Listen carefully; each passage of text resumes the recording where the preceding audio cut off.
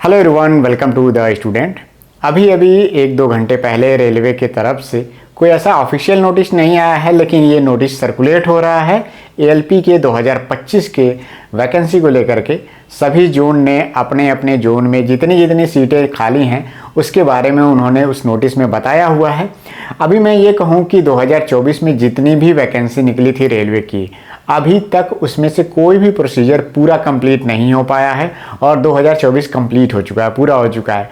अब 2025 के भी 3 महीने बीत चुके हैं और किसी भी एग्जाम का कोई जैसे कि कहा जाए कि डॉक्यूमेंट वेरिफिकेशन तक पिन नंबर अभी नहीं आया है। लेकिन फिर भी रेलवे ने कहा था कि अब हर साल वैकेंसी निकलेगी और इसी सिलसिले में इस साल का 2025 का एएलपी का जो नोटिफिकेशन है हो सकता है जल्दी आ जाए, जिसमें 9000 के आसपास में आपको सीट देखने को मिल रहा है। पिछली बार जब एएलपी का जो अनाउंसमेंट हुआ था करीब 5600 के आसपास में सीट, पहली बार में जो सीट बाद में बढ़ी थी तो पहली बार में 5600 सीट निकल के आया था। लेकिन उसके तुलना में अगर देखा जाए तो 9000 के आसपास में जो सीट है वो बेहतर है, बढ़िया है। और जितने भी लोगों का CBT 1 में स्कोर नहीं हो पाया था किसी कारण से और उनका अगर 1 नंबर 2 नंबर से अगर रह गया था तो उन्हें अभी रेस्ट करने का टाइम नहीं है आपके पास। आप फिर से अगर आपका टारगेट एएलपी है तो एएलपी के टारगेट में आप लग जाइए, एएलपी की तैयारी शुरू कर दीजिए।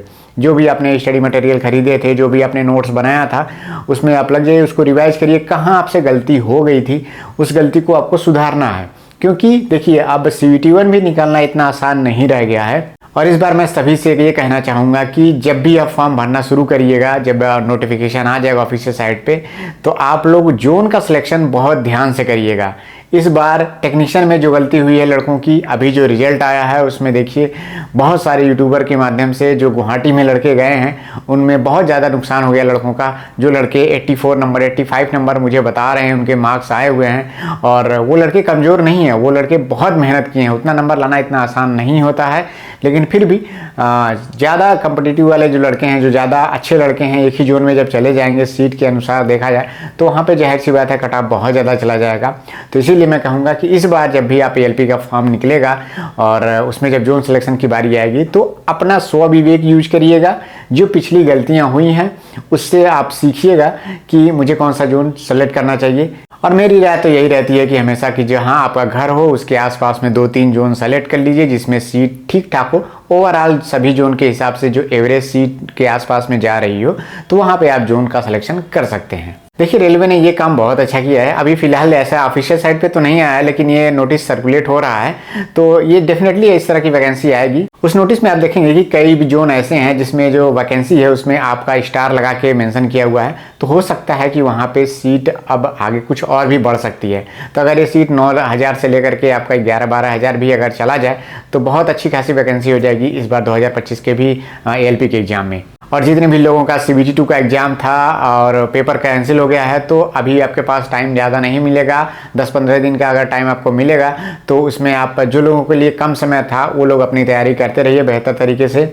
और जो लोग जिनका टारगेट 2025 है, क्योंकि बहुत सारे स्टूडेंट ऐसे होंगे जो अभी एलिजिबल हुए होंगे, ITI किए होंगे, तो वो लोग ध्यान दीजिए। और जो अभी के जो पेपर हुए हैं कम से कम इतना काम कर लीजिए कि वैकेंसी आने से पहले जो अभी 2024 के जो CBT 1 के पेपर हुए हैं उसको अभी से सॉल्व करना शुरू कर दीजिए।